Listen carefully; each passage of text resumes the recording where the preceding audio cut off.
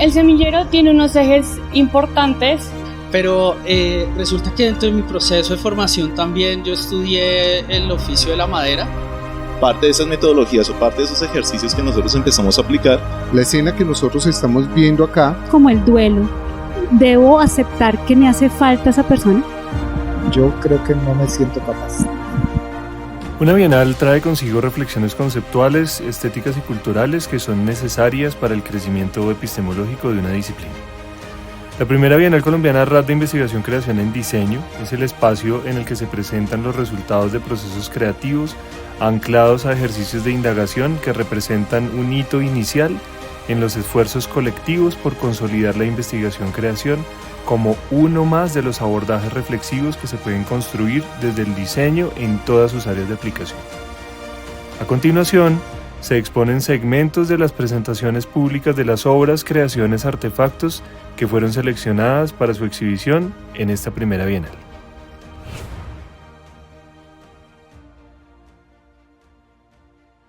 En este proyecto estuvimos trabajando con niños que están adscritos a la Fundación Perros Sin Raza, ubicada en Bosa, y para ello diseñamos una serie de 8 talleres en los cuales abordamos un libro en particular protagonizado por personajes animales en los que se abordara este sentimiento de una u otra manera, y a partir de esa lectura del libro generamos unos espacios de conversación orientados por unas preguntas en relación con cómo vivieron los niños esa experiencia de ese sentimiento.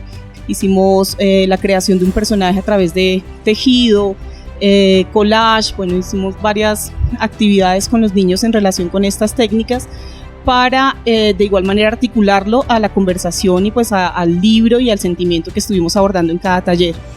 Un componente relevante de este proyecto de investigación-creación fue el diseño de esta bitácora, que es una herramienta metodológica que complementa lo que se hizo con los niños en los talleres, porque nos planteábamos pues el hecho de qué hacer, digamos que a lo largo de la semana, cómo podemos darle continuidad a que los niños lleven a cabo esas reflexiones en torno al trabajo realizado cada sábado en el taller. Entonces planteamos esta bitácora para que cada uno a lo largo de la semana llevara a cabo pues distintos procesos y actividades que daban continuidad a esa reflexión. Parte del proceso de creación fue definir y delimitar cuál era el concepto que queríamos con esta herramienta. Entonces empezamos a trabajar el concepto de la bitácora o el diario de campo. Entonces, digamos, para el diseñador es valioso la bitácora porque le permite a uno llevarla, registrar, hacer notas, hacer dibujos, y ese fue como el detonante que nos permitió construir esta herramienta y organizarla para que nos sirviera de apoyo a estos talleres. Cada taller tiene pues una temática y se trabaja de dos maneras. En un taller se aborda el sentimiento de manera positiva, o sea, el miedo, cómo lo asume el niño o el duelo, y empezamos a construir unas actividades, unas preguntas, una invitación a dibujar, a plasmar allí experiencias, vivencias diarias y que nos compartieran a través de sus relatos, que podían ser escritos o dibujados o con objetos adicionados. Y en la segunda parte es cómo ya se resuelve ese sentimiento, pero cómo lo resolvieron. Entonces hay preguntas como ¿cuál es tu amuleto para protegerte del miedo, para resolver el miedo? ¿O cuál es tu mayor miedo? En otros casos pues simplemente era recibirlo y luego ya estar en el proceso siguiente, que es el que estamos llevando a cabo en este momento con el proyecto. Y queríamos también compartirles para qué les sirvió esto a los niños, ¿no? Y a las niñas que han hecho parte del proyecto, y creo que para ellos ha sido fundamental la posibilidad de reflexionar, de expresar todos esos sentimientos que muchas veces, hay veces ni siquiera nos damos cuenta que los tenemos. Entonces temas como el duelo, haber perdido a algún familiar y cómo poder a través de estos ejercicios del duelo entender, ¿debo aceptar que me hace falta esa persona? ¿Qué voy a hacer con ese sentimiento que tengo en este momento para que no siga siendo algo que me duele y que parece que nunca va a pasar, sino que empiece a tener un sentido diferente? poder ver una de las expresiones de los niños en términos de cómo ello le permitió expresar el sentimiento de tristeza porque su mamá estaba lejos, le tocaba trabajar, enviar dinero, pero para él eso era demasiado difícil de tramitar y de aceptar. Y cómo él, a través de esos ejercicios y durante todo el tiempo que estuvimos acompañándolo, eso le permitió expresarlo y vivirlo de una manera más posibilitadora. Ese es un caso. Otro, por ejemplo, uno de los niños expresó al final del ejercicio que ese fue el que más le gustó, porque entendió que, por ejemplo, la música permitía que en su casa el ambiente fuera más alegre y que los sentimientos de soledad y que los sentimientos incluso de distancia se minimizaran. Entonces empezamos a ver cómo para cada uno de los niños con los que trabajamos, niños de 6 a 12 años, esta estrategia efectivamente sí les posibilitó que lo que veíamos en cada taller tuviera un lugar en la vida y que efectivamente les permitiera tramitar algunas emociones que algunas veces no son tan sencillas de vivir, y que esos espacios efectivamente de creación, de reflexión, de posibilidad de desarrollar la imaginación y a través de ello tramitar emociones, sí nos permite transformar vidas, que en definitiva era lo que queríamos con este proyecto, pues desde el desarrollo de estas 3 profesiones en conjunto para ello.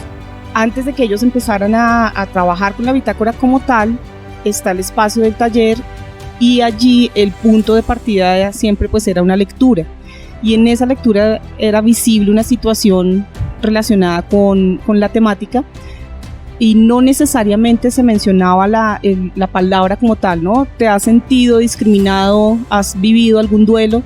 Sino que a partir de las vivencias de los personajes, de la historia, de las palabras de la historia o de la ausencia de palabras, porque en alguna ocasión también trabajamos con un libro solamente pues basado en imagen.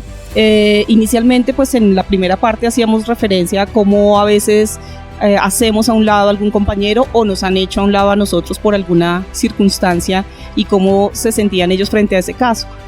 Pero ya en el segundo taller de este sentimiento, pues buscamos como exaltar la importancia de ser único, o sea, como el ser único pues también es algo muy valioso, y en esta hoja en particular, que es la que ustedes ven aquí con las hojitas de la naturaleza, los invitamos a que recolectaran distintas hojas de diversos tamaños que les llamara la atención, y en ese caso pues lo que estamos es resaltando también como la importancia o como la presencia de la diversidad en los entornos en donde estamos, y pues como esto también se traslada a una reflexión personal de todos tenemos unas características diferentes, diversas, y hacemos parte aún así de un colectivo, y hacemos pues digamos que es valioso esa diferencia en medio de los demás.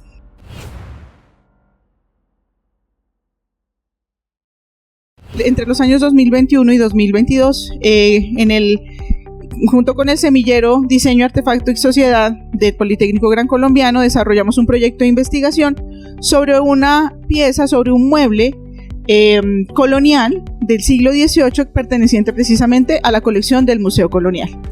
Y ese es un mueble, un escritorio de estrado lleno de cajoncitos, y está completamente decorado por dentro y por fuera con barniz de pasto. Entonces iniciamos esta investigación y socializamos todos los hallazgos en Pasto con una comunidad de artesanos de la madera y del barniz, y a partir de eso surgieron una serie de diálogos con diferentes talleres artesanales, y quizá el que resultó como más familiar y que también nos colaboró con un proceso de trabajo de grado con uno de los estudiantes fue el taller de los maestros Gilberto y Oscar Granja.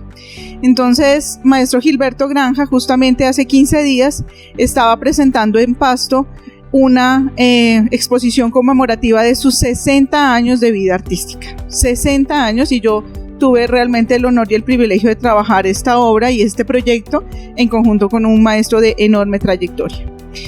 conversando, charlando y con el cafecito al lado, como hacemos siempre los pastuzos, porque yo soy pastusa también, empezamos a idear qué podría ser esta pieza, esta excusa para el diálogo de saberes.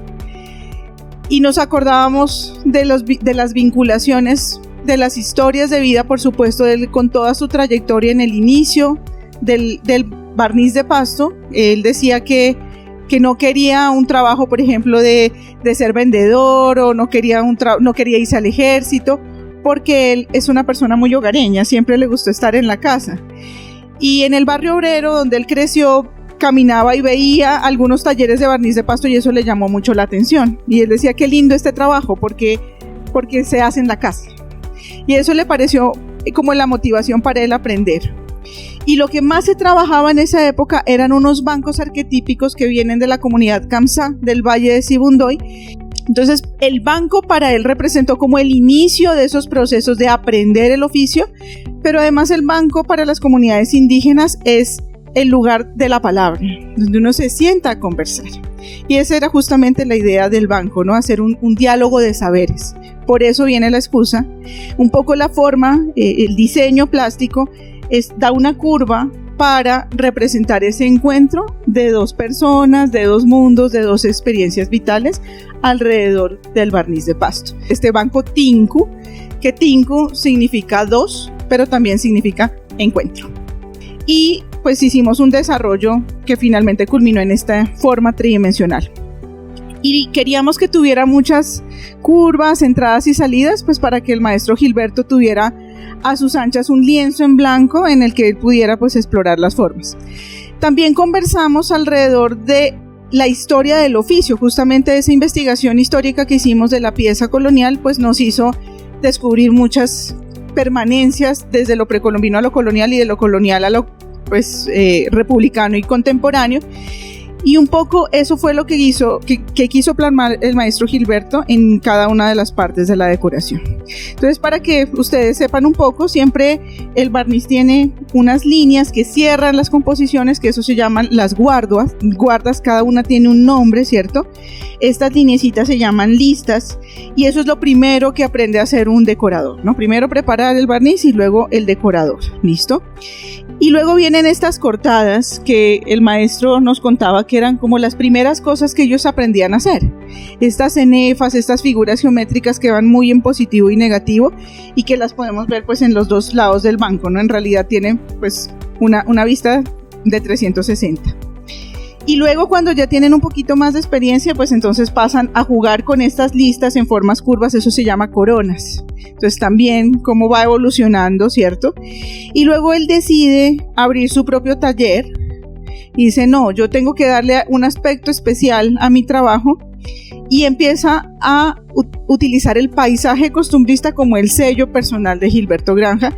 Y hoy por hoy, sobre todo el maestro hace vargueños y se identifican claramente esos vargueños de Gilberto porque siempre tienen un paisaje, incluso a veces oculto, por ejemplo en la contratapa, ¿cierto? Acá tenemos, digamos, como un vuelo de la imaginación, un poco más, ¿no? Recordando algunas obras de origen colonial. Durante el siglo XVII y XVIII era común ver en algunas cajas castillos medievales, porque esas eran como las muestras que se traían de Europa, porque el barniz de Pasto era prioritariamente una técnica que era suntuaria y se exportaba, ¿sí? Se llevaba a Europa. Entonces el maestro Gilberto pues también quiso hacer su propia interpretación de ese periodo. Y finalmente un poco lo que sucede acá es ya el barniz contemporáneo con los nuevos colores. Se recuperan los colores con la intervención de un trabajo de artesanías de Colombia en cabeza del maestro Carlos Rojas, y el trabajo final que surge prácticamente en el periodo de la pandemia a mí me sorprende y de verdad me honra mucho trabajar con el maestro Gilberto, porque a pesar de tanto tiempo que lleva trabajando y de su edad, nunca se conforma y siempre quiere hacer algo nuevo. Entonces con la pandemia, él dice, yo tuve tiempo para experimentar y recuperó la técnica del barniz brillante, que prácticamente había estado extinguida desde que murió el maestro ejemplar de esa técnica que se llamaba Segundo Mejía. Entonces él empieza a hacer la experimentación. Esta parte central que ven aquí, que es como el sello de Gilberto, del trabajo contemporáneo del maestro Gilberto, son todos estos trabajos de barniz brillante. Esto se logra aplicando primero una base para que haya relieve, es decir, la decoración se hace 2 veces, primero en una base en negro y luego se hace aplicando por encima una tela previamente preparada en la que se hace un sándwich, digámoslo así, de una capa transparente de mopa, laminilla de oro o de plata y encima otra capa transparente, barniz muy muy delgado. Este proyecto fue ganador de la beca Diálogo de Saberes del Ministerio de Cultura el año pasado y pues gracias a ese estipendio fue que pudimos realizar el proyecto. Se socializó en la Universidad de Nariño con los chicos de las áreas de diseño gráfico industrial y también acá en el Politécnico Gran Colombiano con estudiantes y profesores pues de la Escuela de Diseño. Del taller Granja trabaja, la cabeza pues es el maestro Gilberto, quien heredó a sus hijos también este oficio. Digamos que la persona que está ahí pendiente de todos los procesos administrativos, pero que obviamente también es decorador, es el maestro Oscar Granja, su hijo, con el que pues hacemos como todos los diálogos ahí de primera mano. Y digamos que esa es la base del taller, pero yo pienso que una cosa muy bonita del taller Granja es que siempre está abierto como a la experimentación, a recibir gente diferente, ideas distintas. Y esa es la verdadera dinámica del taller, como ese diálogo, a veces silencioso, mucho. El taller de los maestros Granjas, muy silencioso, porque todos están concentrados en su trabajo muy minucioso de corte, pero también se produce una gran cantidad de energía creativa. Llegó un momento, tal vez que habían 5 o 6 talleres de barniz, muy amenazada la técnica. A veces incluso por la misma situación de orden público, ¿cierto?, del Putumayo, que es, digamos, en las inmediaciones del municipio de Mocoa, pero igualmente afectado. Entonces había una amenaza muy grave. Por eso fue cuando se hizo la patrimonialización, plan urgente de salvaguarda. Y una de las cosas fundamentales era la transmisión. Entonces, en este momento, por lo menos el último año, se duplicó el número de artesanos. Y eso es bastante significativo. Entonces, yo pienso que hay una perspectiva optimista sobre esa preservación.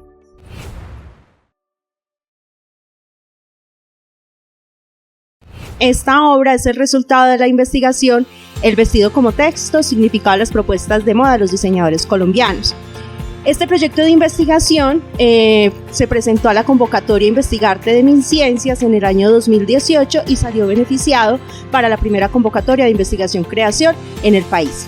El proyecto consistía en indagar cómo ha evolucionado la moda en Colombia a partir de las creaciones de los diseñadores colombianos. Nosotros, ¿qué nos encontramos? Cuando hablamos de moda colombiana o estamos buscando la historia de la moda en Colombia, encontramos textos que nos hacen descripciones de las propuestas de moda o de la indumentaria que se está utilizando en un momento determinado. También nos encontramos que hay muchos elementos que son traídos o de la moda europea o de la moda norteamericana. Y nos damos cuenta que en el país el diseño de modas es una profesión que es relativamente reciente. Entonces empezamos la indagación por saber en qué momento empezamos a tener diseñadores de moda colombianos aportándole propuestas de diseño a la moda en el país. En ese momento entonces nos remitimos hasta mediados del siglo XX, donde encontramos a los diseñadores Susana de Goenaga y Toby Seton, que son reconocidos como los primeros diseñadores de moda colombianos. A partir de ellos entonces empezamos la indagación por encontrar quiénes son esos otros diseñadores colombianos que le han aportado a la moda y nos remitimos hasta los años 70 y allí empezamos a encontrar esas nuevas figuras del diseño de modas que efectivamente están diseñando, es decir, creando propuestas propias y aportándoselas a la moda nacional. Con eso en mente entonces lo que queríamos era descubrir, indagar qué era lo que estos diseñadores estaban proponiendo y cuáles han sido sus aportes a la moda en el país. Nos movilizamos en 4 categorías, que es revisar esos aportes en términos de lo cultural, de lo social, de la comunicación y de la estética.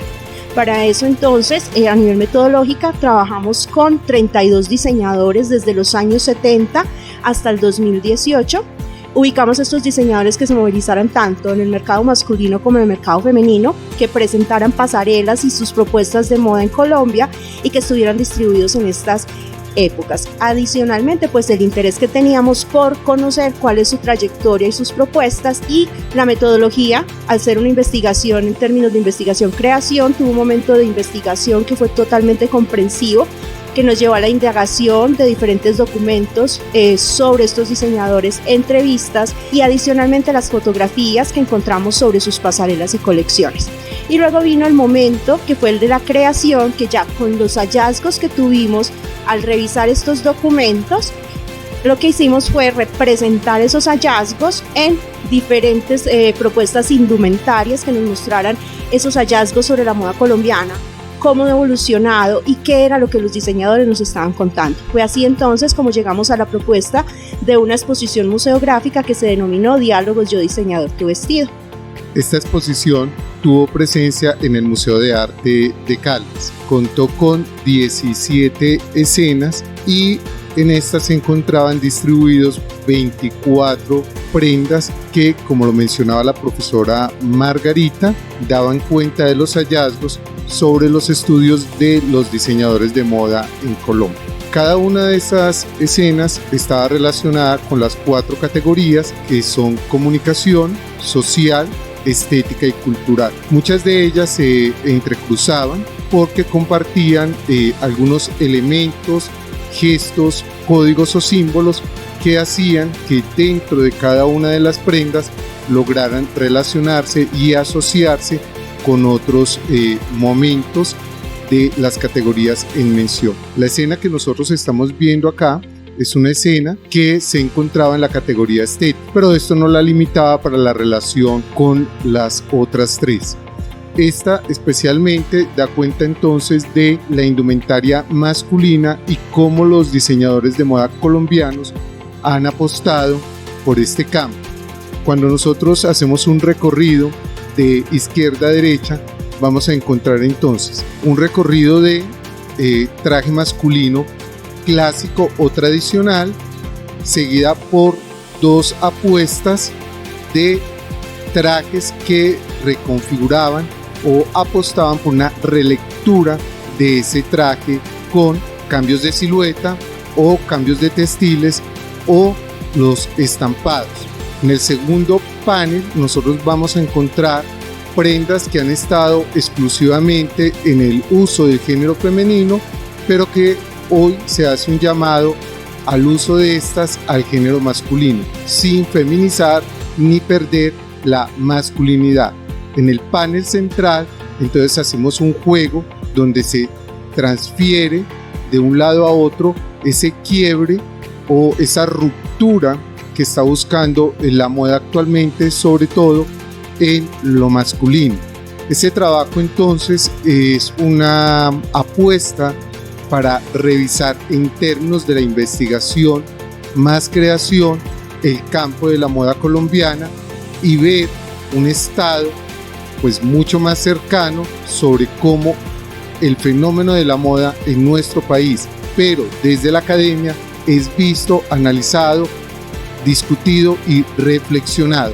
Estos productos sirven entonces para referenciar el ejercicio académico tanto de los estudiantes en el aula de clase como de los profesores que nos dedicamos a este campo en los términos investigativos, pero también para revisar el fenómeno de la moda en los términos del impacto cultural.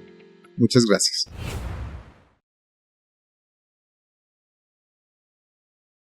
Este proyecto se desarrolló en el Semillero de Territorios y Estéticas Sociales, liderado por la profesora Diana Castelblanco de la Universidad Jorge Tadeo Lozano, en la carrera de Diseño Industrial. El semillero tiene unos ejes importantes donde se habla del territorio, la narrativa, la memoria, el objeto y en base al conflicto armado en Colombia. Y el objetivo es poder visibilizar y evidenciar objetos que cuenten historias y que contengan y sean mediadores de las ausencias y presencias debido al desplazamiento transfronterizo. Entonces mi obra se divide en 3.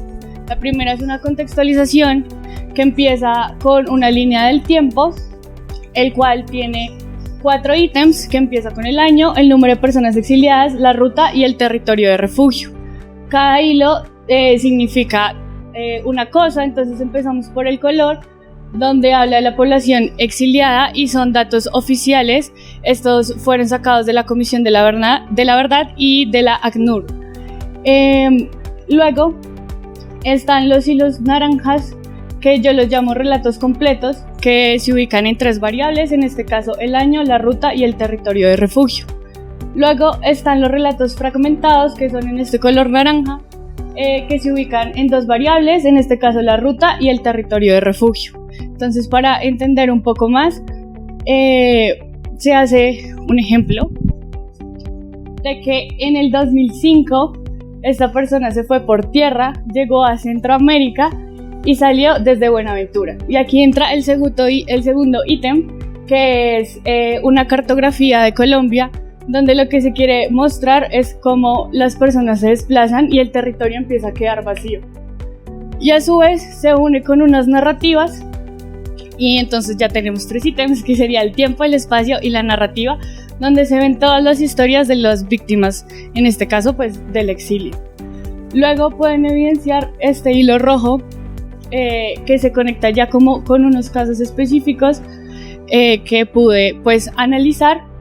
Este viene desde el 2014 y sale de las llanuras colombo-venezolanas y se presenta en forma de cuadro en libro, para poder mostrar los fragmentos y también un poco el desplazamiento, de cómo hay personas que se quedan y personas que se desplazan debido al exilio, y solo cuando se unen se puede realmente contar su historia. Luego está la siguiente obra, que es un cuadro que se sobrepone el objeto de la narrativa. Esto para tener en cuenta que es en la narrativa y en las historias de las víctimas donde siempre encontramos los objetos, y a la vez este se está fragmentando pues debido al desplazamiento. Luego tenemos el objeto como tal. Este lo coloqué así, impoluto, debido a que las víctimas siempre guardan estos objetos y los atesoran pues como símbolos de conexión con su lugar de origen. Y al final tenemos la representación de un territorio desterritorializado. Esto lo que hice fue poder juntar palabras y conceptos que identifican a la diáspora colombiana para poder simbólicamente representar ese no lugar donde ellos se encuentran. Toda esta obra la realicé en base a pues, la Comisión de la Verdad y el tomo de Arqueologías Vivas del Exilio.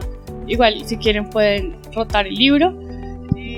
Aquí se pueden evidenciar como más historias y más objetos que cuentan el desplazamiento y las memorias de las víctimas.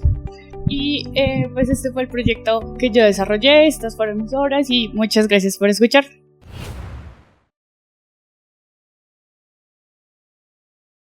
Empezamos a trabajar con el municipio de Paipa. ¿Sí? En Paipa empezamos a explorar una serie de elementos que tenían que ver con esto, con cómo potenciamos el capital productivo de la región, y empiezan a aparecer una serie de posibilidades, oportunidades, como lo vemos nosotros, ¿sí? No solo era el hecho de generar una apuesta frente a un producto en particular, teníamos que reafirmar el trabajo de identidad y de memoria de la región. Y empezamos a alejarnos del territorio urbano y nos fuimos hacia la zona rural. La salvaguarda del patrimonio probablemente no estaba en Paipa, estaba en ese lugar escondido donde los abuelos, personas que hacen parte de esa construcción del territorio rural, empezamos a trabajar con ellos, con un colegio que trabaja todo el tema agropecuario en el corregimiento, tratando de encontrar esos relatos y esas historias que hacen parte de la región, ¿sí? Cosas como elementos que hacen parte de su religión, elementos que hacen parte como de sus propios mitos, de sus propias tradiciones, de eso que hacen comúnmente, sus fiestas.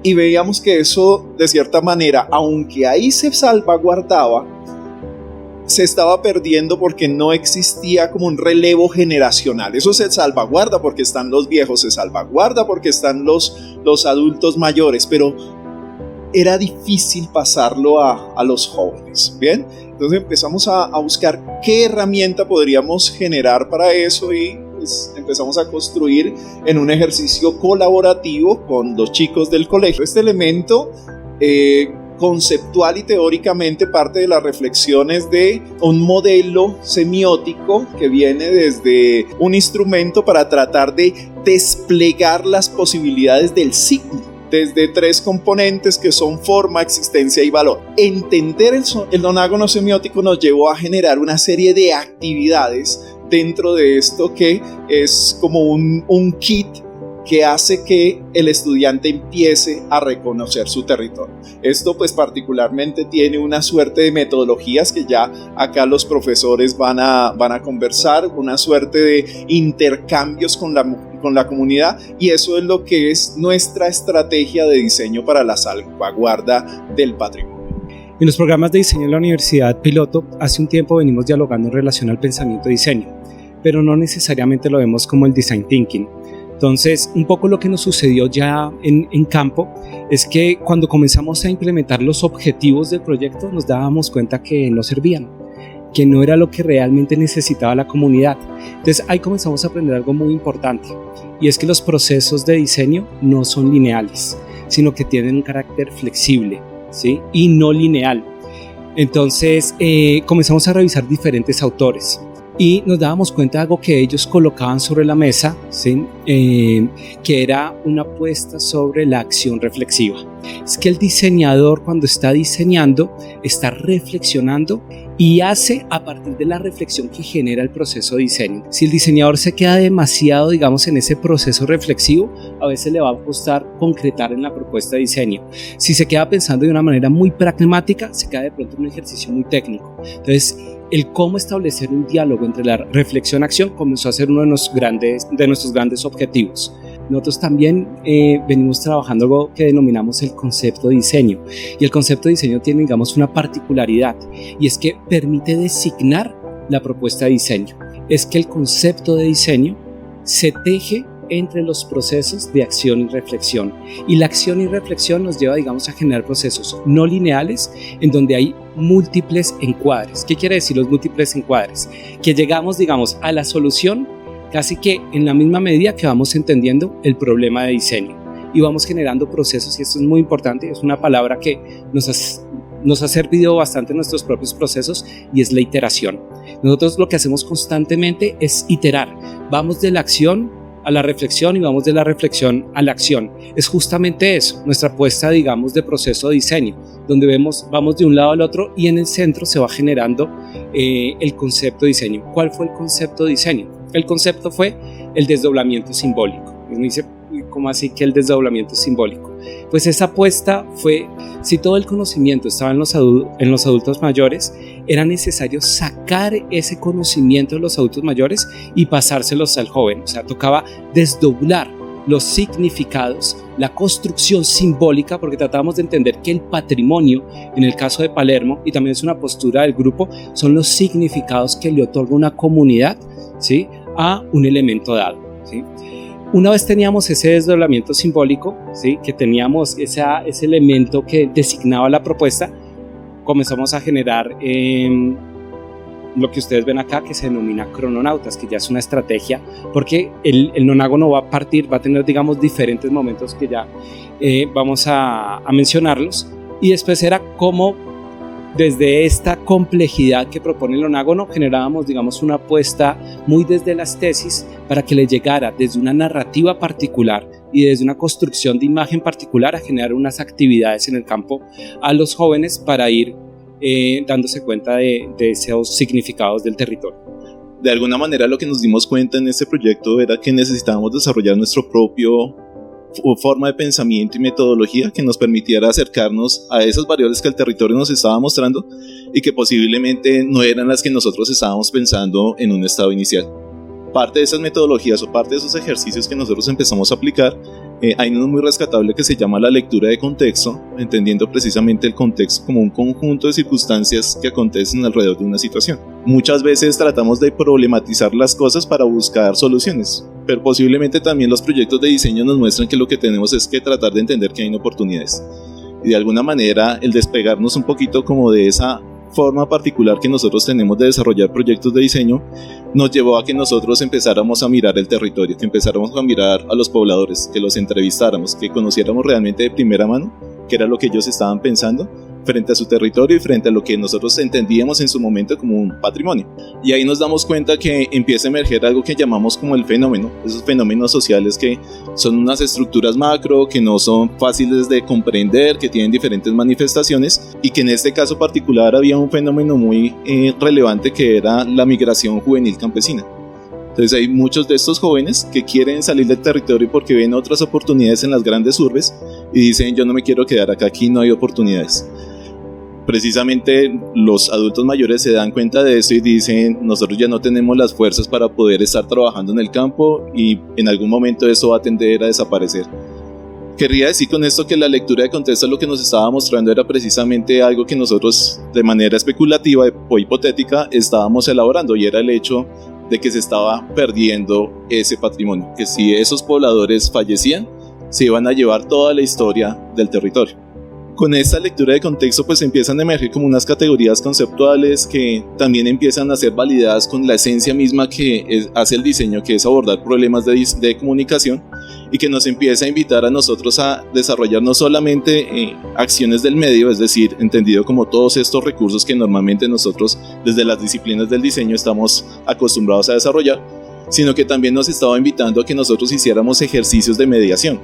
Entonces nos tocó hacer un ejercicio de empezar a reconocer esa visualidad para poderla incluir poco a poco dentro de estos recursos, de tal manera que pudieran hacer un ejercicio de narraciones simuladas, ¿sí? Un ejercicio que puede posiblemente como acercarse mucho a un juego de roles, a esas formas en las cuales los jóvenes, digamos, en este momento pues están como muy acostumbrados a consumir información. Y pues tratamos precisamente de hacer como elementos que condensaran todo aquello que ellos estaban realizando. De ahí que la mediación pues empieza a cobrar muchísimo sentido, porque no es simplemente una palabra, sino que empieza a dar cuenta de lo que son las actividades que ellos van a desarrollar y cómo la consecuencia de cada una de esas actividades pues va construyendo en ellos el imaginario de lo que es el territorio. Y entonces empezamos a desarrollar este recurso, que es básicamente como una bitácora que les propone a través de una narrativa simulada a un grupo de jóvenes que vienen del Palermo del futuro y vienen en una visita al Palermo de hoy. Entonces son viajeros en el tiempo que tienen que ir a descubrir eso que se estaba perdiendo en el tiempo y empezar a dar cuenta también de algo que nosotros denominamos como pistas, que eran como esos elementos que intencionalmente estaban dispuestos dentro de todo el ejercicio para que ellos como que empezaran a buscar cosas, que no se quedaran simplemente con me dijeron esto, descubrí esto y ya, sino como que realmente fuera un ejercicio estimúlico que constantemente los estuviera conectando con una historia, con la construcción de un relato que en este caso pues está propuesto a través de estos viajeros en el tiempo. Las posibilidades de tener acceso a internet, este tipo de cosas son relativamente precarias, o sea, sí tienen lo que tú dices, redes sociales y eso, pero digamos que no tienen un alcance tan inmediato, tan fuerte, tan poderoso. Ahí es donde probablemente pues como que uno también habla de ese mito de que las redes sociales también como que invaden al joven y hace que tenga otro tipo de perspectivas, pero mira que ahí es porque claramente ellos no veían una oportunidad en su región, ¿sí? O sea, como que también se les empieza a vender el hecho que la oportunidad no está ahí en el campo, porque pues, ¿qué estamos haciendo con el campo? No estamos aprovechando el campo, no estamos haciendo que el campo sea productivo, sino estamos trayendo productos de otras regiones. Entonces la oportunidad de ellos es ir a Paipa, a Tunja, o probablemente en el mejor de los casos llegar a Bogotá a generar como sus proyectos de vida, pero sus proyectos de vida estaban por fuera del agro. No sé hasta dónde este tipo de cosas, como este tipo de instituciones, o sea, el hecho de pensar que la única salida es la academia, el formalismo y cierto tipo de salidas ya predecibles, pero ¿qué pasa en el campo? ¿Sí? Porque esos procesos de formación superior relativos al campo no están allá. para nosotros logra ser como el lugar donde está el conocimiento que se genera. A veces cuando generamos estos procesos de investigación, creación, pues siempre hemos tenido como esa pregunta en torno a cuál es el nuevo conocimiento que se genera, y nosotros tratamos de entender que está muy ligado con esta propuesta conceptual, y creo que esta propuesta conceptual se despliega, digamos, en unas actividades particulares y en unas estructuras particulares que nos lleva, digamos, a esto. ¿Qué sí tendría que cambiar? La narrativa. O sea, ¿qué es estable? Estable podría ser el modelo. ¿Y qué cambia? La narrativa, porque la narrativa se ajusta directamente con un contexto particular. Entonces, más o menos para explicarles, los chicos comenzaban con eso, con este tipo de cartas, que era una misión. Entonces era como si acá viniera como una suerte de enigma que ellos tendrían que resolver. Y acá les va a decir, digamos, los pasos para tratar de resolverlo. En el interior de la bitácora, estas activan, digamos, la bitácora, pero estas que están acá podrían ser de cualquier otro contexto. Entonces, la bitácora es general, se puede colocar en cualquier contexto, pero estos elementos son los activadores, ¿sí? Y esa fue como parte de la apuesta que hemos generado, para que justamente se pueda replicar en otros territorios, entendiendo que no solamente es un problema que se da en Palermo, sino que se da en muchísimos lugares.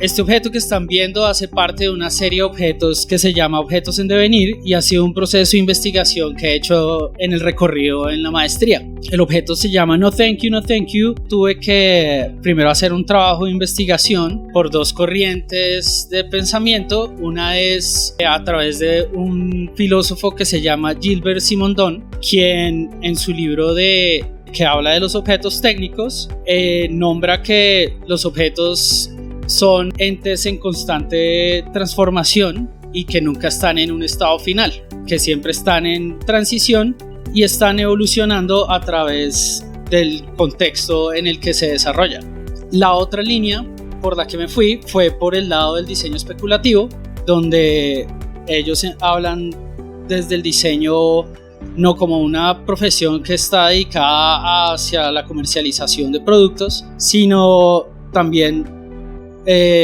como una labor que se puede hacer para generar crítica y para generar diálogos y reflexiones a través del diseño. Así que ya teniendo esa conceptualización de mi proyecto, digamos que dentro del trabajo artístico uno trabaja mucho con la intuición, y en algún momento que yo iba pasando por los alrededores de mi casa vi un atado de palitos así como estos, y me los llevé a la casa y sabía que iba a hacer algo con eso, pero en ese momento no sabía qué iba a hacer. Después de un buen tiempo de estar indagando, haciendo experimentaciones, se vino la idea de hacer un carrito de mercado como una crítica hacia, más que todo como una metáfora hacia el mundo comercial y del consumo. Entonces lo que resultó ahí fue que salía a un humedal que queda muy cerca de mi casa, fui recogiendo los palitos, ya con todos los materiales en la casa, pues empecé a medir, empecé a calificar los materiales y empecé a armar el carrito con las dimensiones que vemos. Obviamente antes de eso se hizo también un proceso de modelaje para mirar las dimensiones que se iban a trabajar, y de una manera muy artesanal se empezó a armar el carrito. También, digamos, haciéndolo de una manera muy meditativa.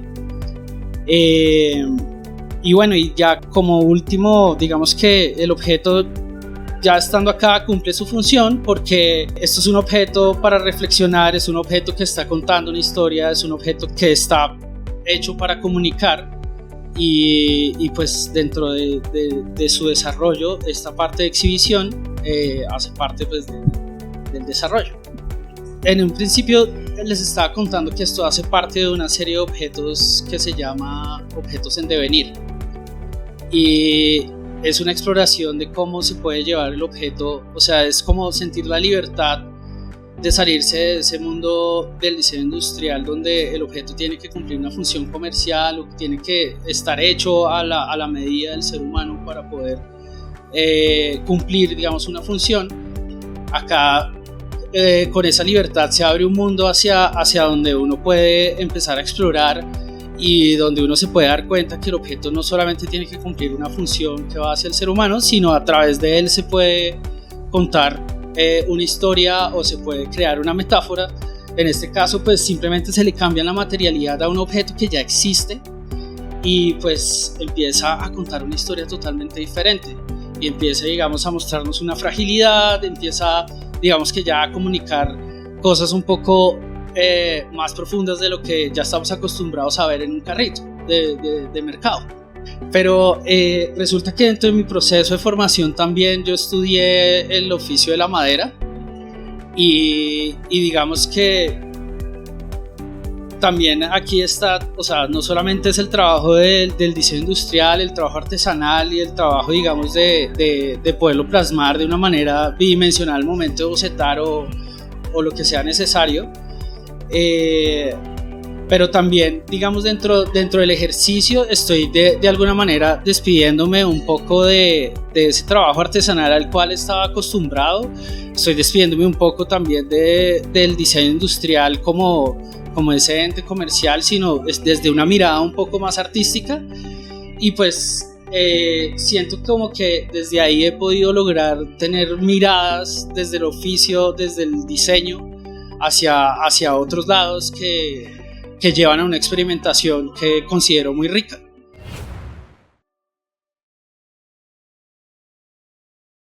Durante toda mi carrera a mí me interesó mucho resaltar como las narrativas de los objetos, ya fuera como algún producto físico o digital, pero como que me nace mucho el contar historias. En este semillero trabajamos con conceptos como la memoria, la narrativa, el territorio y los objetos. Todo pues vinculado como a diferentes temáticas. En este caso el proyecto que van a ver está relacionado con el conflicto armado en Colombia. Este proyecto tomó un año entre la investigación y el desarrollo. Para los conceptos yo resaltaba mucho el valor del habitar, de la ruina y de la memoria. Para mí el habitar entendido pues desde todas estas dinámicas que involucran el conflicto armado, como el desplazamiento forzado, pero también como los retornos. Entonces establecí como 3 divisiones: el habitar, el deshabitar y el rehabitar, que para mí tenía como nociones muy diferentes al habitar, porque al rehabitar implicaba como otro tipo de aproximación al territorio que tuvieron que dejar en algún momento. La ruina para mí era como un concepto que yo quería alejar un poco de lo que se entiende como ruina arquitectónica y trasladarla un poco a los objetos, como a estos como guardadores de memoria, que también lo veo como algo muy dinámico, como que para mí la ruina no es algo como estático, sino es algo que está como en constante evolución conforme pasa el tiempo. Y la narrativa se relaciona más con todos los relatos que yo recuperé para hacer este proyecto. Toda la investigación se centró alrededor de un municipio que es Villarrica, Tolima. Este municipio es clave como en ciertos aspectos para entender el origen del conflicto armado en Colombia, y yo lo destaqué de él 2 hechos históricos muy importantes.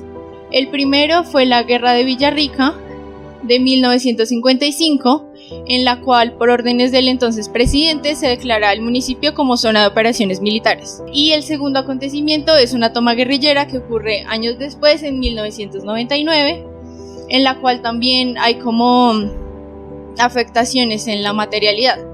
Lo que yo propuse fue desarrollar una museografía que me permitiera visibilizar estas dinámicas de habitar, deshabitar y rehabitar los objetos en el conflicto armado pues en Colombia, pero específicamente en el municipio que les conté.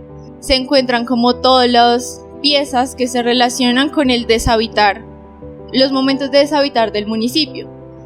Entonces están como peladuras de pared que cuentan como los relatos que recuperé de las personas, y una ventana rota que es una reconstrucción de un relato que también se recuperó, acompañado de una grieta que funciona también como gráfica de densidad poblacional.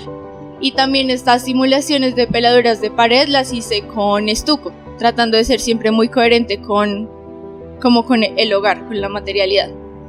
Y hacia este costado está como todos los objetos y acontecimientos relacionados con el habitar y el rehabitar. Algo que a mí me parecía muy importante y que también fue parte de por qué también se hizo un trabajo de campo, era que no se quedara como un proyecto que revictimizara a la población. También tratar de contar cómo fueron todos estos retornos al territorio y cómo la capacidad de las personas de como reconstruir y rehabitarse como lo que tuvieron que dejar en un momento. Acompañados también de relatos que recuperé tanto de mi trabajo de campo como de fuentes que han trabajado también sobre este municipio. Se resalta más que todo como, digamos que los tiempos buenos, como cuando era un municipio cafetero, las construcciones de las escuelas y cómo se encuentra en la actualidad. Y este también está acompañado de una gráfica de densidad poblacional que también permite entender como qué pasaba en el municipio cuando no habían personas. O sea, no sé, a mí me parece impresionante, o sea, tener que dejar un municipio enteramente vacío para luego como tener que habitarlo, y pues ahí pueden ver que los datos no precisamente son como hacia arriba, como todo lo que implica para la población y para su territorio. Entender un poco también cómo viven estas personas y cómo querían ellos que yo contara esta historia. La descerezadora, esa descerezadora de café que está aquí en la infografía, en el montaje original estaba como física. Si quieren verla, hay un código QR que muestra como un montaje. Esa descerezadora yo la recuperé, o sea, todos estos objetos fueron casi que irlos encontrando. Y también, aunque no fuera el objeto exacto de ese mismo relato, a mí me parecía fascinante imaginarme la historia de ese objeto. Incluso cuando me prestaron la descerezadora tenía como el nombre del dueño. Y era un poco porque también en el momento en que ellos evacúan el municipio tienen que dejar su vida como campesinos. Y también ver que hoy en día cuando fui al municipio el café ya no se trabaja porque cambiaron como por el calentamiento global, ya no se da. Entonces en el montaje la descerezadora cumplía como ese papel también de mostrar la dualidad, como el paso del tiempo. Y objetos, o sea, como los que ves acá, fueron como casi que encontrados. Yo te puedo decir que esta mesa es mía, o sea, es como de mi hogar. Al inicio, como en el desarrollo del proyecto de grado, se estudian como muchos territorios y los estudié a partir de relatos. O sea, mi proceso metodológico fue como empezar a buscar relatos que me hablaran sobre objetos. O sea, para mí era como encontrar estas cosas que cuentan cosas. Y encontré, todo empezó con un relato de la Comisión de la Verdad que hablaba sobre Villarrica. Y a partir de ahí fue como que empecé a buscar y encontré como toda esta información que también estaba casi que un poco escondida, porque esta guerra que yo menciono del 55 fue censurada por el presidente, porque no querían que se supiera como todo lo que pasó en ese municipio. Entonces para mí también fue como empezar a sacar toda esta información que había encontrado. Cuando yo fui a entrevistarlos, hay muchas personas que no quieren hablar de eso. Como se ha podido identificar, la reflexión que se construye en los ejercicios de investigación-creación es diverso y depende de su contextualización, de los públicos e incluso de las excusas temáticas y creativas que les originan. Es fundamental entender que el campo de la investigación-creación está en proceso de construcción y que estos espacios de divulgación se constituyen en insumos importantes para que los diseñadores conozcan de manera más profunda los abordajes conceptuales y metodológicos que acompañan estos procesos de indagación. Continuamos así con la segunda parte de las presentaciones públicas de las obras Creaciones Artefactos, esperando que despierten en ustedes la curiosidad por indagar más profundamente sobre este prolífico universo. Bien lo menciona Martín Nova en su libro Entrevistas con el Fantasma. El progreso de un pueblo se mide por el grado de evolución cultural y esta se manifiesta por el arte. En este caso, se manifiesta por el diseño.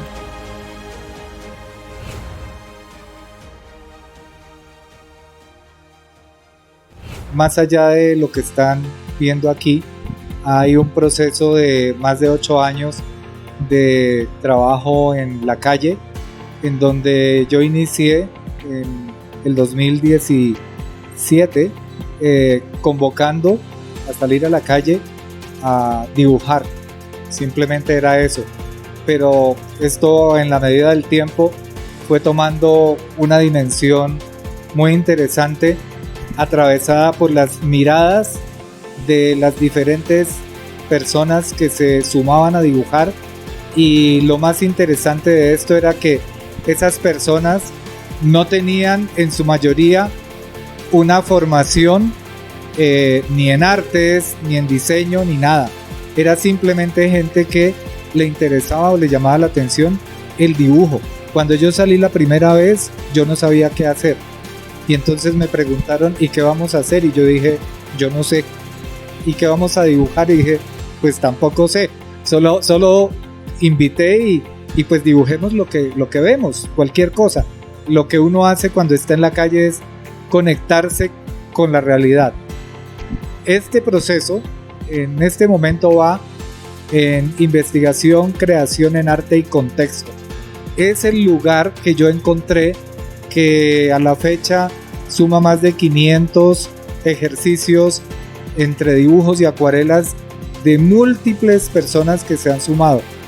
Estudiantes de diseño gráfico, de arquitectura, gente común y corriente que en su vida jamás había dibujado. Entonces desarrollo esto, las últimas salidas a partir de un planteamiento que hace Walter Benjamin, que se llama La Callejeada. Y la callejeada es que él invita a sumergirse, dejándose llevar por lo cotidiano, por la realidad que nos está tocando a cada instante, y entender que la realidad que tenemos enfrente es el escenario cotidiano, es la performance urbana, y también lo abordo desde una postura política. Para mí el dibujo en la calle es un acto político. Cuando nos sentamos en un andén o interrumpimos el flujo peatonal, estorbamos de cierta manera. Y nos ha pasado también que han llegado guardias de policía a decirnos, aquí no se puede dibujar. Y entonces yo digo, muéstreme el decreto que diga que aquí no se puede dibujar. Y yo digo, pero ¿qué estamos haciendo de mal? Entonces el dibujo se convierte en ese instrumento que también logra incomodar un poco, porque rompe con la cotidianidad. Hemos dibujado en plazas de mercado y la gente nos acoge y nos dice, venga, quiero que dibuje las frutas, qué rico que hayan venido. A hacer como esa inmersión en lo cotidiano, pues también genera como esas tensiones. No creyéndose un artista iluminado que tiene un don y entonces somos superdotados porque dibujamos. Por eso también al proyecto se han vinculado niños. Hemos hecho jornadas de dibujo comunitario en escuelas, en periferias. Me interesa mucho el trabajo de dibujo en periferias, en barrios periféricos. Entonces es muy bonito cuando vamos a las zonas periféricas a hacer este ejercicio, cuando uno entiende la dimensión realmente de la ciudad, alejada de ese imaginario colonial de la ciudad blanca. Vemos que tenemos una ciudad viva, llena de color, de diversidad. Yo hago énfasis en mostrar esos detalles de lo cotidiano que de alguna manera son incómodas, sin todo lo que sucede desde todas las dinámicas que se tejen en la cotidianidad urbana, todos los problemas sociales que tenemos. Entonces, cuando uno dibuja a la gente y cuando uno dibuja todo lo que sucede en ese desborde visual, en lo que llamamos el caos urbano, pues incomoda, ¿no? En la calle he encontrado mi lugar fuera de la comodidad del estudio, desmitificando ese imaginario de los artistas de la pintura clásica que tenían una musa que los inspiraba y se encerraban en su estudio. No, me gusta trabajar a partir de la realidad, a partir de lo que veo, y en ese sentido entonces me considero un simple dibujante que se deja permear por la realidad, y eso es lo que quiero transmitir en las comunidades a las que yo invito a hacer este ejercicio de observación. Me interesa que quienes hacen este ejercicio junto conmigo vean unas posibilidades más allá de la obra de arte. Esto no son obras de arte. Entonces me interesa también que quienes se unen a dibujar entiendan eso como un resultado para llevar el mensaje más allá del tema expositivo. También hacemos muestras de libretas y compartires de libretas. El compartir de libretas es una maravilla, pues porque podemos palparlo ahí, y en la libreta mucho de lo que hay aquí, pues bueno, esto funcionó, pero muchos en el proceso no funcionan. En los que funcionan, el proceso es muy riguroso, casi que obsesivo desde mi mirada. También se acompañan los dibujos de pequeños textos. Eso es muy rico porque se convierte como en un ejercicio documental de memoria. Yo lo abordo más en mi caso como desde la crónica dibujada. Trabajo como el concepto del relato a partir de los cronistas del siglo XVIII que pasaron por todas estas tierras, hicieron láminas y estampas dibujadas y acuarelas muy detalladas que hoy dan cuenta de cómo transcurría la vida y el devenir cotidiano en la época de la colonia, por ejemplo. En el caso de las acuarelas, debo aclarar que el dibujo de estas acuarelas se hace totalmente en la calle, no lo hago en estudio, porque eso es como lo que yo denomino la frontera, ¿no? Las ciudades tienen unas fronteras, tienen unos bordes en donde a veces pasar de un borde a otro no es muy normal. Entonces para el turista esta frontera no es muy conocida. Hice el ejercicio de los cables y digamos que el proceso, no hay una plantilla para el proceso.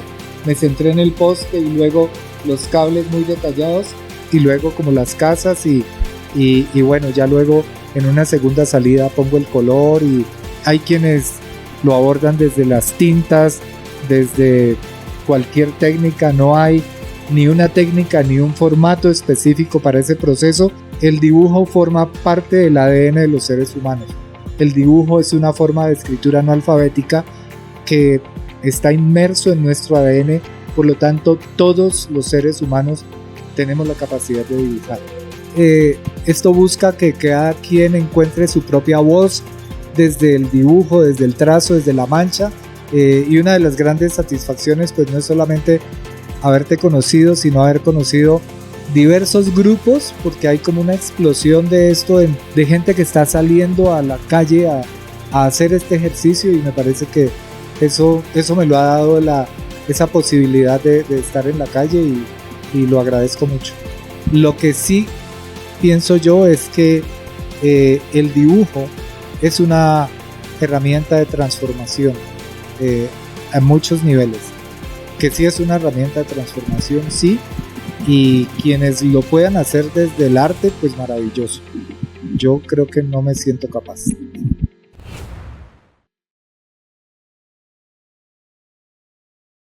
Para mí es un honor estar aquí presentando un proyecto que, si bien es cierto, realmente es un proyecto colectivo, en el sentido que el cuerpo y la voz de todo el proceso lo tiene la comunidad afro de pescadores artesanales. Este proyecto nace en Guapi, Cauca. Es un proyecto interdisciplinar que nace debido a que uno de los pescadores artesanales, que hoy en día ya trascendió, don Hilario Caicedo, estaba muy preocupado porque la pesca artesanal en su territorio se estaba perdiendo. ¿Cuál es el objetivo general del proyecto? El objetivo general del proyecto es el diseño de una embarcación sustentable y sostenible en el tiempo, una embarcación que no use tantos combustibles fósiles, ¿sí? Sino que en la medida que los pescadores realmente la usen, pues contaminen menos el medio ambiente. Entregamos hace ya 2 años el informe técnico número 1, pero era un informe totalmente técnico, como dice la palabra, un informe que lo podían leer allá, pero que cuando le llega a la comunidad, realmente pues ese informe era inleíble, ¿sí? Con cifras, con procesos que habíamos tenido desde todos los grupos, con diálogos, sí, claro, pero realmente no estaba escrito para la comunidad. Nos pusimos en la tarea a mirar cómo íbamos a reescribir el informe técnico final para la comunidad, ya no para la embajada. Entonces, de allí nace toda esta narrativa. ¿Cómo trabajamos esta narrativa con la comunidad? Lo trabajamos a través de diálogos donde nos sentábamos con la comunidad a mirar qué de ese informe técnico captaban y cómo podíamos reescribirlo.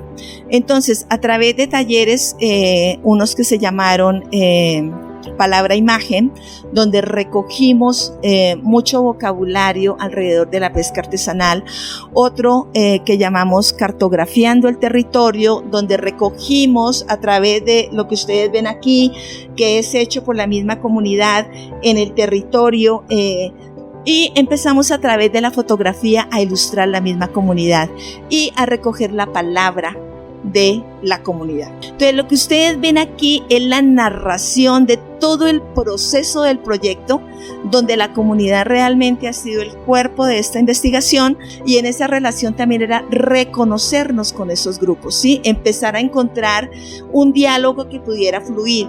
Y esto fue muy bonito porque cuando nosotros lo llevamos, lo tiran sobre el piso y cada uno se ubica como en una página distinta y les permite recoger y también, digamos, desenrollar. Pero también, como ustedes se dan cuenta, también es el mar.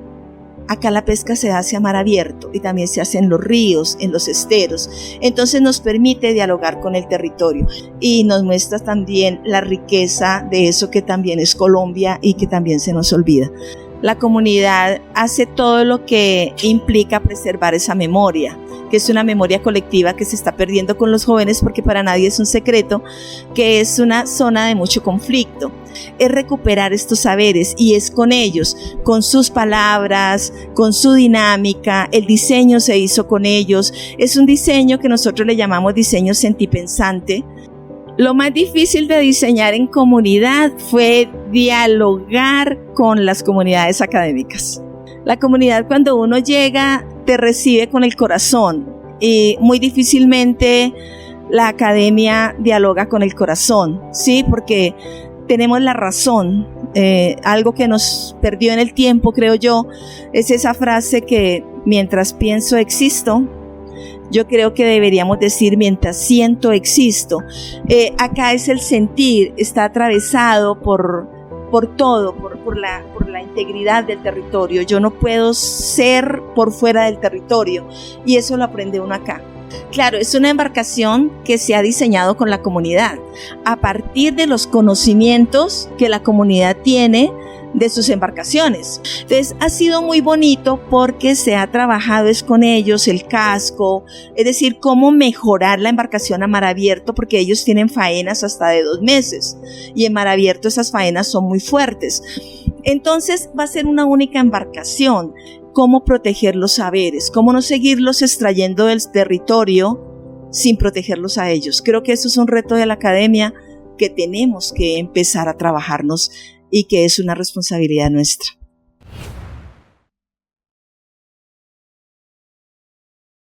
Lo que vemos acá pues es como una puesta en escena en la que pues claramente hay un televisor, algunos pues envases plásticos de alimentos ultraprocesados, y eso pues digamos que lo queremos como traer a colación, como digamos que pensando como en la relación, como en los diálogos pues que se dan como cuando no sé, uno está comiendo y mirando series, o sea, como consumiendo por la boca y por los ojos, digámoslo así, y como pues las relaciones que se dan ahí entre las dos cosas.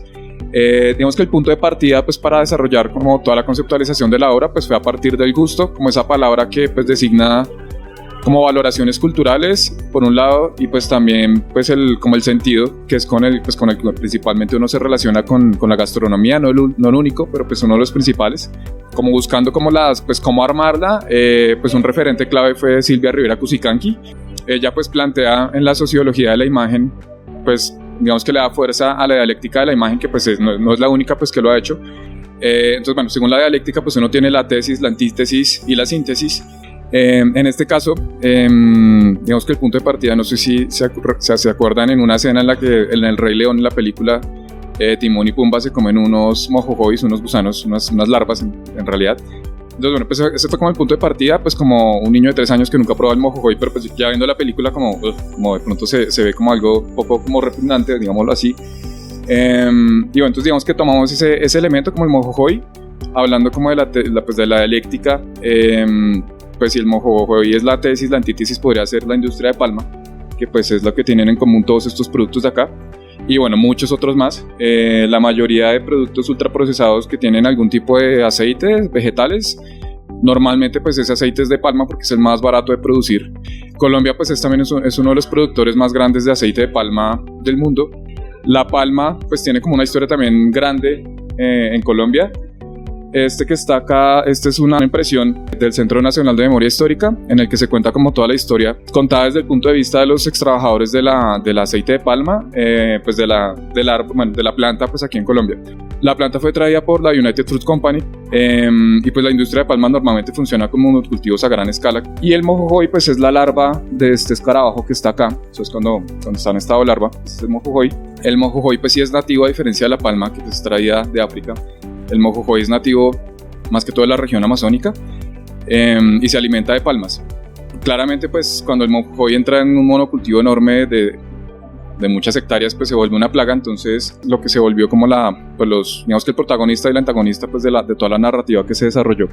Digamos que toda esta narrativa se volcó en un happening que fue registrado. Entonces la imagen que está a la izquierda pues es la grabación del happening en el que participaron algunos comensales, y esos comensales pues estaban viendo las imágenes que están en la pantalla del lado derecho.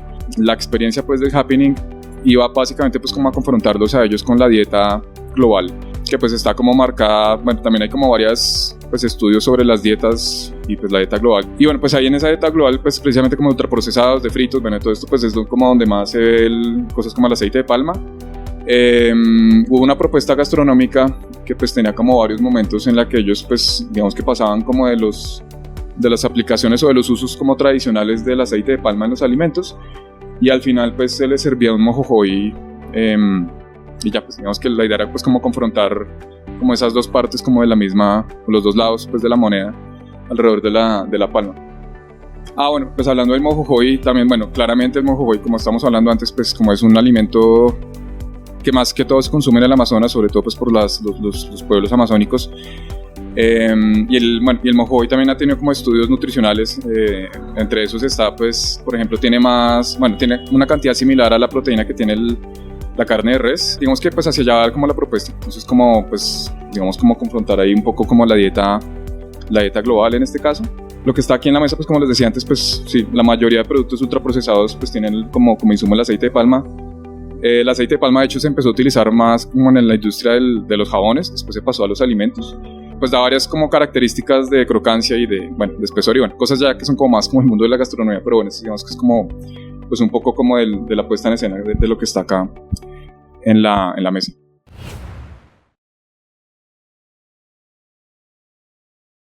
Esta obra que presentamos hace parte de una investigación que se llama Relatos entre montañas, co-creación transmedia sobre los saberes tradicionales de las mujeres rurales del municipio de Génova en el Quindío, donde pues iniciamos el proceso ya hace un par de años, desde el 2019.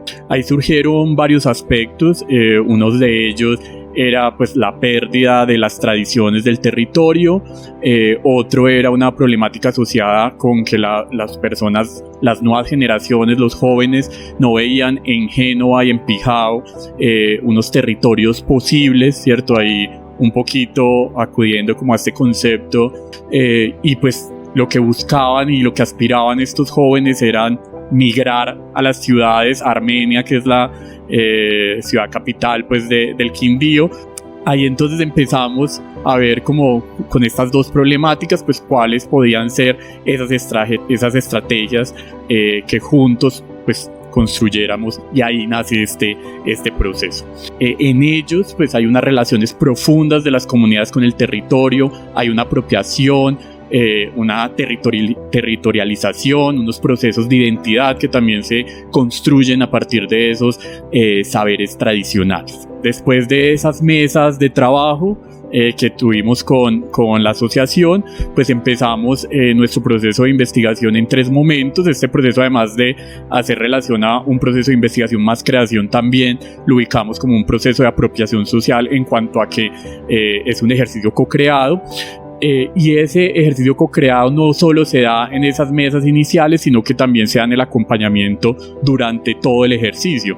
La invitación es también a ver todo el despliegue de la estrategia, donde también hay contenidos de podcast, pues estos registros sonoros de los diálogos que tuvimos con las mujeres. Tuvimos también un ejercicio de cartografía social, donde queríamos ver pues precisamente cómo se territorializaban estos saberes, en qué lugares se generaban estas prácticas, porque también empezamos a plantearnos cómo a través de los saberes se generaban espacios de cuidado y afecto, que fue una de las categorías importantes pues dentro de esta investigación.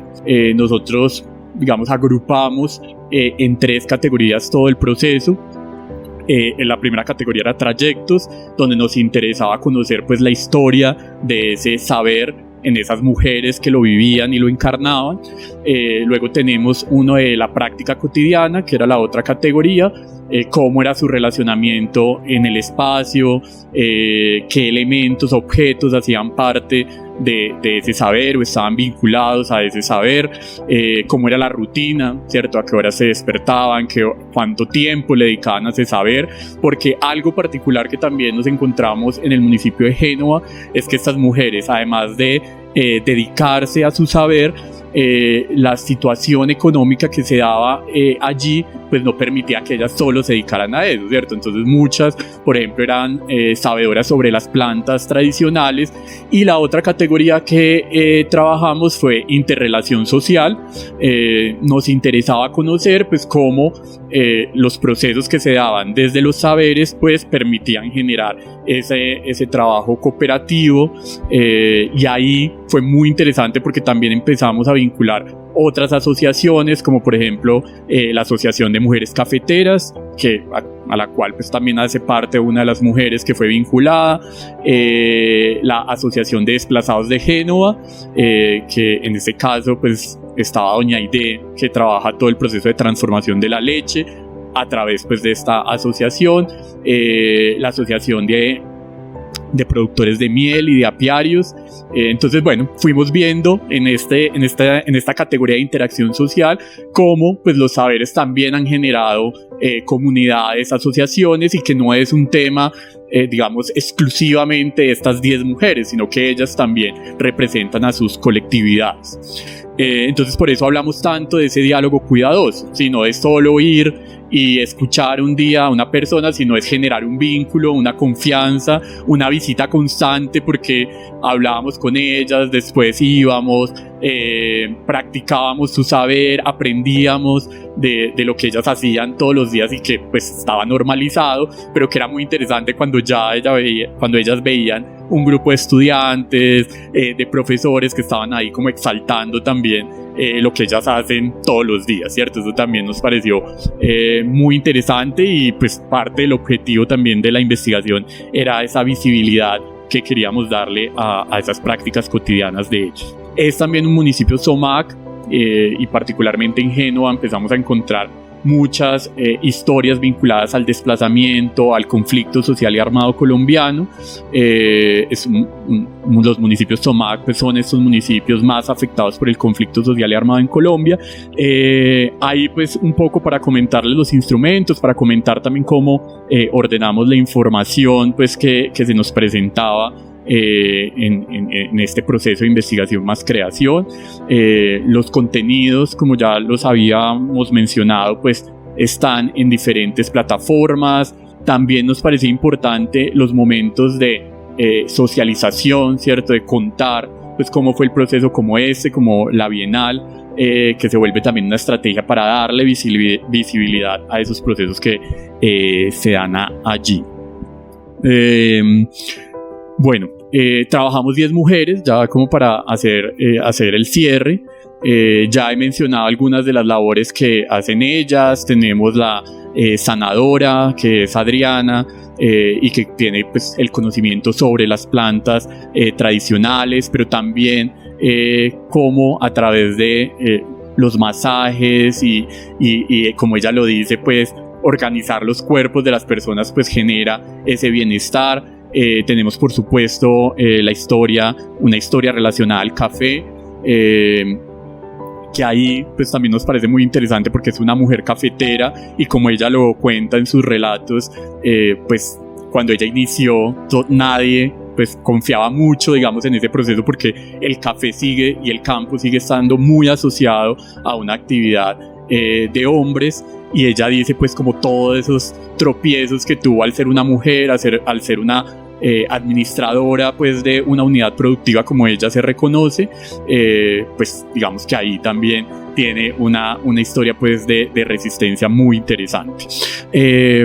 Dentro de la estrategia, y algo que era clave, era preguntarnos cómo hacer también esa transferencia de conocimiento, y dentro de la estrategia está precisamente un curso sobre meliponicultura urbana, para que quienes quieran conocer un poco más de estos procesos de la miel, en este caso de las abejas melíponas, puedan construir una unidad en su vivienda, en su huerta casera. Entonces había una pregunta que era clave y que nos hacíamos en esa mesa de trabajo, y es: listo, estamos haciendo una visibilidad de los procesos, pero si alguien está interesado, porque finalmente la pregunta es por la pérdida de los saberes. Con Génova trabajamos el tema de la meliponicultura urbana, pero previamente habíamos tenido un ejercicio en el municipio de Pijao y ahí trabajamos todo el tema de huertas urbanas. Entonces fue también un diálogo allí entre estos dos municipios cordilleranos. Bueno, finalmente también nos parece importante resaltar dentro del ejercicio es encontrarnos con que los saberes tradicionales, pues su valor está en su constante transformación a veces, y cuando nosotros iniciamos en el proceso veníamos con una visión un poco de inmacular esos procesos de los saberes, pero el encuentro con estas mujeres también nos permitió ver que lo valioso es cómo se ha transformado dicho proceso, ¿cierto? Cómo nos cuentan que a través del SENA han tecnificado algún proceso, pues muchas de ellas ya tienen redes, se podían etiquetar, y también fue hecha una plataforma interesante para que quienes quisieran acercarse a sus productos, porque ya lo dijimos, esto no es un tema de hobby, sino que es un tema también de sostener la vida y de sostener sus familias, pues puedan encontrarlas. Entender que estos espacios, pues más que un saber, es una configuración de una red de afecto, una red de cuidado. Las mujeres en estos espacios comparten sus conocimientos, pero también comparten experiencias de vida, la escucha, que se vuelve también tan importante, e incluso algunas de ellas relacionaron cómo su saber ayudó a que en esos momentos del conflicto social armado en Colombia, pues pudieran llevar de una mejor manera también ciertas situaciones que se les presentaban. Igual, digamos que allí también, aunque hablamos de los saberes tradicionales de las mujeres, también entendemos que esas mujeres están acompañadas de sus familias, de sus hijos, de sus padres, abuelos, hermanas. Entonces entendemos que ese espacio que se configura a través de esos saberes de las mujeres es un espacio también que permite la vinculación de toda la comunidad, ¿cierto? Entonces fue algunos aspectos que también a los que fuimos llegando con este ejercicio, y que nos parece pues importantísimo resaltar. Los esperamos para que conozcan a ellas y que sean ellas quienes les cuenten sus historias con su propia voz.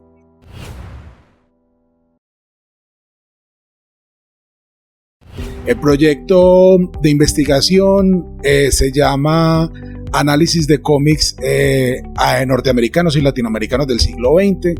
La idea del proyecto de investigación parte de la necesidad de revisar en el fenómeno del cómic, no solamente en Latinoamérica, sino también en Norteamérica, una relación de los contenidos con sus homónimos transmedia, ¿cierto? La idea de mirar a Calimán en la radio como pasa el cómic, como Tarzán es por ejemplo un cómic que se desarrolla en diferentes medios, pues empieza en la literatura, pero ha pasado por todos los medios. Es uno de los personajes que más recordamos, a pesar de que es un personaje anterior al siglo XX, pero que alcanza a potenciarse en diferentes medios en el siglo XX.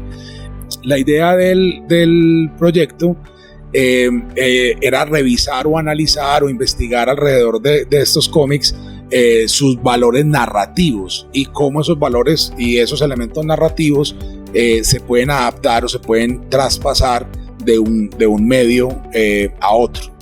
A partir del ejercicio empezamos a encontrar unas características icónicas que construyen desde la idea, pues, del lenguaje icónico narrativo que propone Muro, la idea de que a través de la imagen contamos historias. Entonces empezamos a desarrollar una serie de posibilidades enfocándonos hacia la creación en diseño, y de ahí salió una metodología que nos permitió llegar a las portadas que están viendo atrás. La portada original y con la que entramos a la exposición es Ucronía Latina número 1, la de Calimán. En esta estamos interviniendo la portada número 1 de Superman, pero lo que queremos hacer es colonizar de alguna manera ese medio de expresión norteamericano con héroes latinos. La idea de la ucronía, que habla de aquellas historias que cuentan relatos de universos o de mundos en los que la historia se desarrolla de forma diferente a como se desarrolló acá. Entonces la ucronía que proponemos nosotros es la idea de que los medios, el cómic como medio, se desarrolló no en Estados Unidos principalmente, sino principalmente en Latinoamérica. Entonces empezamos a colonizar esas portadas clásicas o más, digamos, mediáticas del cómic norteamericano, a llenarla con los héroes latinos. También tenemos unos elementos visuales característicos de Latinoamérica, siempre presentes, y portadas icónicas del cómic.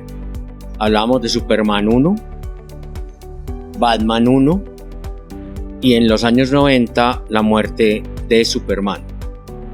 Por eso también hay un cambio en la gráfica. El nivel gráfico es relativo a Superman 1, relativo a Batman 1 y a la muerte de Superman. Por eso cambia todo el elemento gráfico y visual. La propuesta de intervención nace a partir de tener un grupo de personas reunidos. Tenemos estos héroes latinoamericanos, tenemos estos héroes norteamericanos del cómic que los han vuelto tan famosos ahora, en los últimos años, y cómo a partir de eso, ¿quién es el símil en Latinoamérica? ¿Quién es el superhéroe símil? La construcción icónico-narrativa no solo lo hace un diseñador o un creativo, sino el grupo de trabajo deciden una obra, buscan los referentes, porque conceptualmente se plantea, pero se buscan los referentes en un banco de imágenes inmenso que tenemos. Al tener esas imágenes buscamos los referentes que se adecúan a qué es la historia que debemos contar, y empieza un proceso iterativo de montar la obra, hacerla, analizarla, volverla a hacer, volverla a analizar, volverla a contar. Entonces es el proceso proyectual continuo, pero no hecho por una persona, sino hecho por un grupo de personas. Y poder con eso, y por la metodología de creación o de transformación, que es un sistema modular en un software comercial que nos permitía rápidamente hacer las variantes. Entonces, de esa Ucronía Latina número 1 hay más de 15 diferentes. Solo esta es la última. Ucronía Latina número 2, esta es la versión 7 y esta es la versión 4. Ahora, no les garantizo que esta sea la versión final, porque a partir de la creación de muchas personas y a partir de la construcción de conocimiento colectivo puede ir variando y evolucionando. nosotros no somos semidioses, nosotros somos simples y llanos escuchas. Escuchamos al público, escuchamos el mercado, escuchamos a los otros, para que a través de lo que escuchamos lo representemos. Y esa es la diferencia entre un artista y un diseñador. Por eso es que una imagen corporativa nunca se acaba de diseñar. Por eso es que todo diseñador que se respete industrial, que soy industrial, tiene silla, o tiene sillas, o tiene productos. Un diseño, en otro proyecto que tenemos de diseño de producto, vamos en la versión 14 del prototipo. Entonces siempre es hacer, rehacer, remirar, volver a mirar, volver a comprender, volver a cambiar el contexto y ver cómo funciona. Porque nos gustaría que más personas reinterpretaran la obra.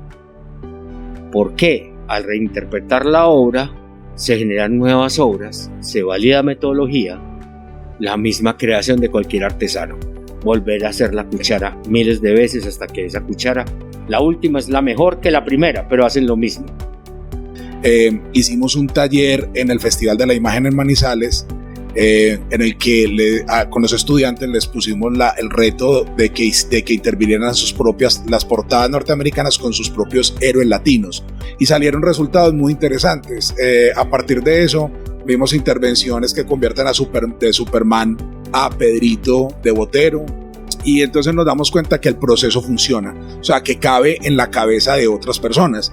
Y a partir de ese taller quisimos seguir explorando con otras obras, y obviamente la idea es tratar de hacer el taller cuantas más veces podamos. Cuáles son las historias que los estudiantes valoran dentro de su cosmovisión de lo que es el héroe latino.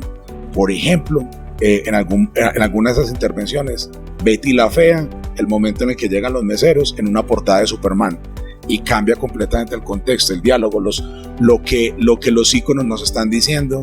Están hablando de un héroe completamente diferente, un héroe que no lucha con el poder y con la fuerza, sino con la astucia o con la maña, que de alguna manera es pues como una característica latinoamericana. Hay un estilo de quien termina finalizando la obra, pero cuando nos vamos, por ejemplo, a lo que los estudiantes están haciendo, hay estudiantes que están trabajando, por ejemplo, con inteligencias artificiales para detonar ciertos iconos y ciertos símbolos que terminan siendo parte de la obra. Otros que lo hacen a mano, otros que lo construyen de otra manera diferente. Pero es muy interesante eso porque collage fotográfico, diseño y la idea de tener diferentes tipos de cosas ahí. Pero también es la idea del experimento, ¿cierto? Es una obra que está inconclusa, que no la hemos terminado y que no esperamos terminarla pues en 1 año, 2 años. Estamos empezando con la idea de también en los estudiantes poder mirar esa relación que tiene el cómic, que a veces es tan difícil de contarlo y explicarlo en Colombia por la falta de, llamémoslo industria, pero sí, o sea, de popularización del cómic como medio, ¿cierto? Del cómic de papel. Y eso lo que nos abre a nosotros es la idea de qué posibilidades, o sea, hasta dónde podemos llegar con la idea de intervención. Y hemos empezado a tirar como ideas sueltas. Primero lo que queremos hacer es buscar personas que quieran sumarse al proyecto y que quieran hacer sus propias versiones de lo que estamos proponiendo, pero también queremos trascender porque al final de cuentas el proyecto nace desde la idea de lo transmedia. Entonces queremos irnos a la radio a ver cómo hacemos una cronía radial, de pronto contando las historias que podrían estar dentro de estas portadas, o irnos por ejemplo a la televisión o al cine y replantear ciertos momentos importantes del cine norteamericano, del cine europeo, pero con héroes latinos, ¿cierto? De pronto, ¿quién quita algún día podernos ir a África o al sureste asiático y convidarlos a que ellos hagan lo mismo con sus propios héroes?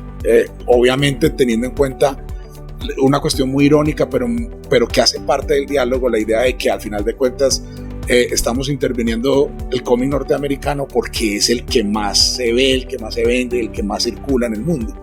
De alguna manera termina siendo esa forma de diálogo en el que nos encontramos el resto de los otros diseños del sur o de otras formas de ver el mundo, ¿cierto?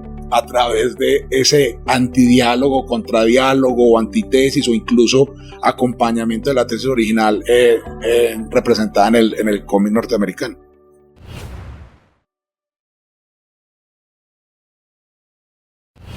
Betana, desde la investigación creación y desde la investigación como tal, es una propuesta de apropiación social del conocimiento. Desde una investigación que realizamos en el municipio de Betas, en las montañas de Santander, cerca al páramo de Santurbán, realizamos un proceso en el que, a través de talleres co-creativos que buscaban el intercambio y la unión entre las mujeres del municipio para abrirse a un espacio artesanal que permitiera la creación de objetos y que más que todo generara lazos de comunión entre las mujeres de un municipio alto y minero como es Betas, con varios conflictos sociales como la delimitación del páramo de Santurbán, como los conflictos de pocas oportunidades laborales para las mujeres al ser un sitio minero en el que la mayoría de los empleos es explotación y se dirigen mayormente a los hombres.